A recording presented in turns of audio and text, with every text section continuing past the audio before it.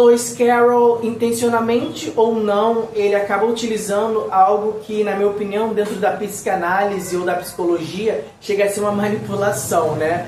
Porque é o desejo de ter, né? E isso está nesse formato infantil de linguagem que a obra apresenta, mas, ao mesmo tempo, o desejo de nunca possuir, que é o lado abstrato, né, dessa obra, né? O que faz com que tenham várias interpretações sobre um livro que é um tanto básico. Então, basicamente, é como se fosse uma manipulação, né, em uma obra apenas.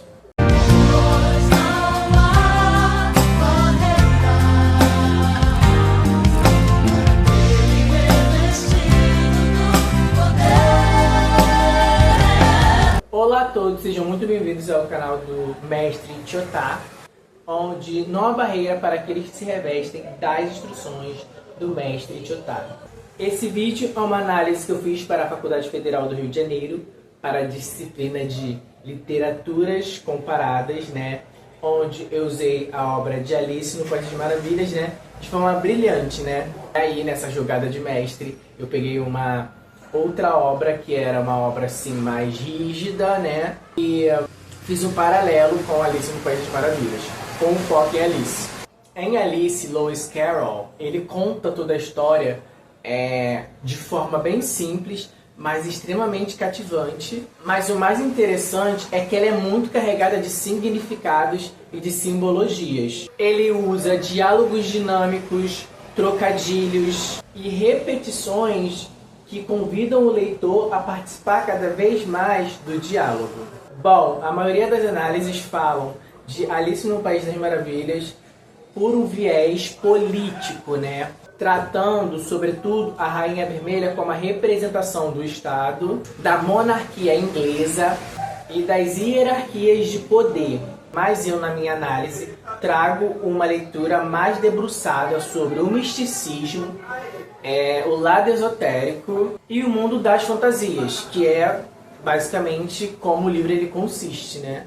Em suma, de grosso modo, eu busco entender Alice no País das Maravilhas como um mundo mágico e uma outra dimensão de fato, entende? Então, eu começo a dialogar que Alice, ela não cai no buraco por acaso, né? Ela é escolhida. O coelho, então, nesse caso, ele não aparece para qualquer um. Ele aparece para ela porque ela tem algo diferente, um espírito receptivo. Algo nela é aberto o suficiente, é inocente o suficiente, puro o suficiente, curioso o suficiente para poder acessar aquele mundo. Então, o livro que eu comprei foi esse, né? Tá em francês. Alice au Pays des Merveilles, né? Ele é todo em francês, totalmente, né? Em francês. E na época, era pandemia, já fazia mais de 2 anos. Eu queria um estímulo, né, para poder continuar lendo em francês. Só que a minha faculdade é de letras, português, eu falei, como é que eu vou ler em francês e ao mesmo tempo fazer um trabalho da faculdade, né? Que o meu interesse mesmo são línguas estrangeiras, não muito português. Eu falei, vou comprar o livro, enfim, né? Não gravei o unboxing, né? Mas eu li esse livro aqui na edição francesa. Então o livro foi todo francês. Mas o trabalho, ele tá em português. Inclusive vai estar no meu GitHub, tá? Minha análise vai estar no GitHub. Assim como outras análises que eu faço, que eu fiz para o UFRJ, todas estão no GitHub. Então se você estiver interessado, visite lá, ok? Eu falo sobre misticismo judaico, folclore judaico. Tem esse do Alice nos País da Maravilha que vai entrar. Algumas obras sobre letras que eu acho interessante, todas vinculadas ao UFRJ, vão estar no meu GitHub, ok? Só acessar o meu link do GitHub e baixar em PDF o arquivo. Quando a Alice ela entra nesse mundo, né, das ideias, ela representa a lógica e a razão. Mas tudo ao redor dela, né, o cenário, as criaturas, as maravilhas representam, né, esse mundo das ideias, esse mundo onírico, né? E essa discrepância fica logo nítida em uma das conversas que ela tem com uma das personagens. Abre diálogo. Mas eu não quero ficar entre gente maluca. Alice retrucou. Oh, você não tem escolha, disse o gato. Somos todos malucos aqui. Eu sou louco, você é louca. Como sabe que eu sou louca? Perguntou Alice. Você deve ser, retrucou o gato. Ou então não teria vindo para cá. Percebe? O gato já entrega o jogo logo de cara. Para estar ali, precisa ter algo de maluca, algo que a separa da rigidez do mundo lógico. E é justamente essa receptividade, né? Essa abertura que permite a Alice acesso a esse país dos absurdos. E olha nessa outra conversa como o mundo ele funciona de forma natural para quem já pertence a ele. A propósito, no que se transformou o bebê? Perguntou o gato. Eu quase esqueci de perguntar. Transformou-se num porco. Alice respondeu calmamente, como se o gato tivesse voltado da maneira mais normal possível. Eu pensei que ele iria, disse o gato, e desapareceu. Mas é aí que tá, bebê vira porco, normal, pro gato. Pra Alice, ela ainda consegue responder calmamente, mas já dá pra perceber que algo está começando a pesar. Além desse detalhe, outros detalhes da obra são muito interessantes, né? Além disso, a Alice, ela aumenta de tamanho, diminui de tamanho, aumenta de tamanho, diminui de tamanho, e ela fica nesse jogo, né?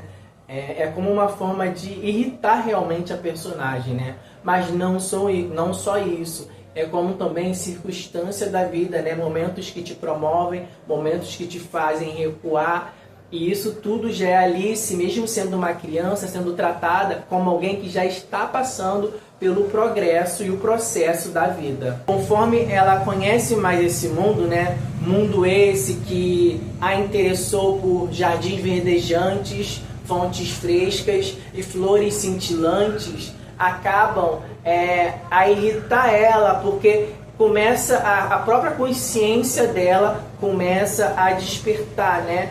O seu subconsciente começa a entender que algo não está fazendo sentido, né? Então, esse lado de Alice começa a despertar. Talvez o seu eu interior começa a despertar. Nada naquele lugar faz sentido, nem a contagem dos dias, nem a soma entre números.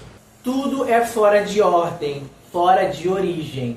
É a sensação de estar forçando a própria realidade em um extrato absurdo. Ela tenta aplicar a lógica do mundo dela, mas não funciona. E esse é basicamente o ponto central da minha análise. Alice, para permanecer naquele mundo, ela precisa manter essa inocência, essa pureza e essa curiosidade, né, que permite que ela transite por esse mundo de jardins verdejantes, fontes frescas e flores cintilantes. Mas a narrativa e a trajetória vai pressionando ela para que o verdadeiro eu, o seu eu subconsciente, se manifeste. E é nesse momento, quando ela se rebela, quando o verdadeiro eu dela se faz presente ali, é quando ela é convidada, né, a se retirar desse mundo. Não é que ela escolheu voluntariamente se retirar do mundo das maravilhas. E para ela estar ali, ela precisa se diminuir, né? Ter certa reverência e comportamento como ela tinha logo no início da obra, né?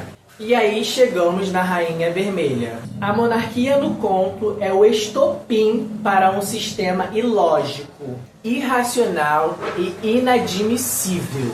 Mas na minha interpretação, a Rainha Vermelha ela não é apenas uma crítica ao Estado inglês. Ela é o adversário final. Ela é a manifestação do limite do subconsciente da própria Alice. Entende? Ela é o limite dos absurdos para Alice. Ela não é o final da obra. Ela é o adversário final para Alice. A Alice, como já dito, ela é confrontada por vários absurdos em sua trajetória, né? E aí nós temos a rainha como como essa adversária final, né? Como essa figura final, né? Que faz com que a Alice ela se posicione de tal forma que você não vê ela se posicionando no início da obra, né? Quando ela chega, ela é extremamente educada, extremamente reverente, né? Usa sempre uma linguagem, né, de respeito, né, com as outras